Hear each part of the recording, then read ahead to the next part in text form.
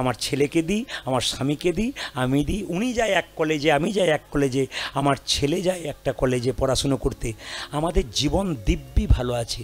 আমি আপনাদের বলতে চাই, যারা কীর্তন শুনছেন, অনেককেই প্রশ্ন করা হবে, আপনি কি প্রসাদভোজী না মাংসভোজী? যদি প্রশ্ন করা আপনি প্রসাদভোজী না মাংসভোজী, তাহলে দেখবেন বেশিরভাগ উঠবে আমরা মাংসভোজী। আমি তাদেরকে বলবো, প্রসাদভোজী হন না, প্রতিদিন নয়, অন্তত সপ্তাহে একদিন। কোন দিন? সবাইকে বলে যায়, অন্তত বৃহস্পতিবার, গুরুবার এই প্রদীপ পালের কথাটা মাথায় রেখে অনেক কাজ করুন। আজকে শুধুমাত্র আপনাদের জেলায় জেলায় নয়, 18টা জেলায় আমি ঘুরে বেড়াই। প্রতিটি জেলায় আমার ভাগ করা আছে, এই 7 দিন এখানে, 7 দিন ওখানে, প্রত্যেকটি জেলায় জেলায়। আপনারা দেখলে চমকে যাবেন, ইউটিউবের মাধ্যমে যারা আমার ইউটিউব করে, ক্যামেরা করে, দেখতে পাবেন কাতারে কাতারে ভক্ত, গাড়ি ঘোড়া আসছে। লোক বোম্বের মতো জায়গাতে দেখতে পাচ্ছি 10,000 ভেতরে, 10,000 বাইরে দাঁড়িয়ে আছে। বোম্বের একজন ভদ্রলোক, ওনার মেয়ে থাকে, আমাকে বললেন এখনই বন্যা মেয়ে থাকে, তো 10,000 লোক ভেতরে, স্টেজের ভেতরে, 10,000 লোক বাইরে। হায়দ্রাবাদে যারা থাকে, এখানকার সোনার দোকান করে, তাকে দেখে নেবেন 35,000 লোক, বিরাট বড় স্টেডিয়াম, 35,000 লোক থই থই করছে। বলে কেন? আপনার শুনছি বলে চলে আসছি।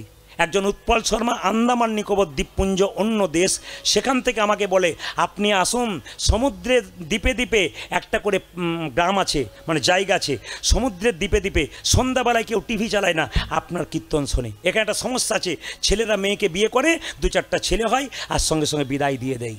এটা আপনাকে সে সমাধান করতে হবে, আমরা পারি না, কারণ আপনাকে এরা গুরু বলে মানে, এত ভক্তি এদের। তা আমি সেই জন্য মনে করি, আপনাদের আশীর্বাদে, ভগবানের কৃপায় প্রত্যেকটি জেলায় জেলায় মানুষ এসে খালি বলে, দাদা পরিবর্তন হয়ে গেলাম, ছিলাম একরকম, হয়ে গেলাম একরকম, পরীক্ষা করে দেখলাম সত্যি তো জীবন আমার পাল্টে গেল। দাদা ছিলাম এক, হলাম এক। আপনাদেরকে বলবো, আপনারা যারা ছিলেন এক, তারা হবেন এক। শুধু 1 মাস পরীক্ষা করে দেখুন। কি? বৃহস্পতিবার দিন নিরামিষ হাঁড়ি করা আছে, জোরে বলুন হ্যাঁ না। তার মধ্যে আপনারা আতপ চাল কিনবেন, নিরামিষ হাঁড়ি করাতে আতপ চালে রান্না করে, সবজি ডাল ভাজা করে, তুলসী পত্র দিয়ে ভগবানের চরণে দেবেন। সেই প্রসাদ আপনাদের বাড়ির প্রত্যেকে থালা থালায় সেদিন দেবেন। ছেলে প্রশ্ন করবে, মা এটা কি দিচ্ছ? বাবা আজকে ভগবানের প্রসাদ দিচ্ছি। সারা মাস না খেতে পারেন, অন্তত সপ্তাহে একটা দিন করুন না। দেখুন, লাইনে না দাঁড়ালে ডাক পাবেন কি করে? আগে স্কুলে ভর্তি হন, তবে তো আপনি উঁচু জায়গাতে যাবেন। আপনি স্কুলে ঢুকলেনই না, আপনি স্কুলের মর্ম কি জানবেন, শিক্ষার মর্ম কি জানবেন? ধর্মের লাইনে ঢুকলেন না, আপনি ধর্মের মান জানবেন কি করে? যে ঢুকতে পেরেছে, যে ডুবতে পেরেছে, সে জীবনে পরিবর্তন হয়ে গেছে। যে ডুবতে পারে নাই, শুনলো আর চলে গেল, যখন ঠকবে শরীরে কঠিন রোগ হয়ে যাবে। একবারে পরিষ্কার প্রমাণ, বাড়ির লোক, আপনার কঠিন শরীরে রোগ হবে, বাড়ির লোক 10 দিন সেবা করবে, তারপর কি বলবে? এবার গেলেই বাঁচি। আপনি মরে যাবেন, ভাববেন সংসার চলবে না।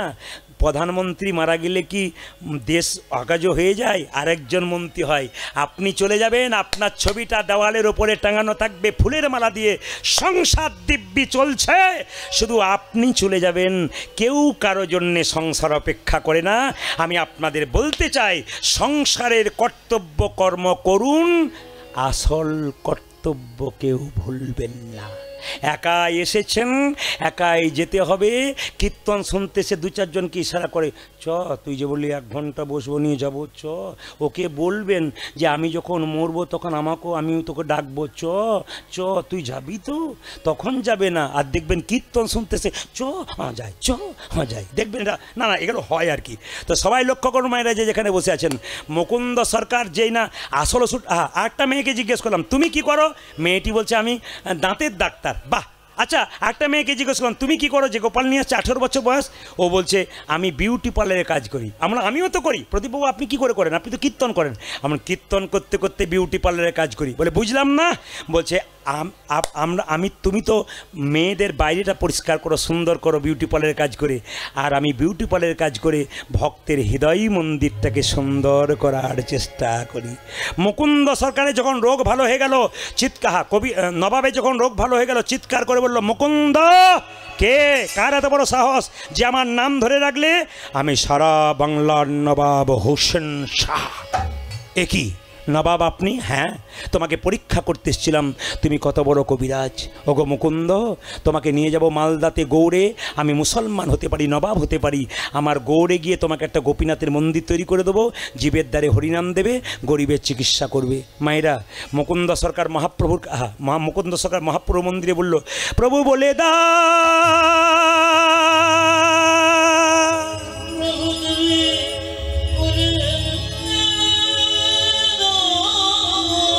হে গোপীনাথ বলে দা,